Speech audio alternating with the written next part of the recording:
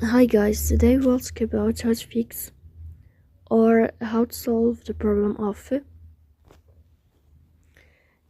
grayed out on the application of Pinterest. Here we go to settings here as you see and we click. In this page we go to apps, default apps, app settings. On above you will search about Pinterest and you will click. Here in this page of app info. Here in this page we click on first stop and we click OK.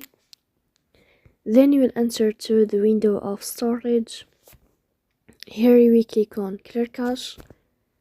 In the end you can turn off your phone and you can wait a moment to turn or to restart your phone again.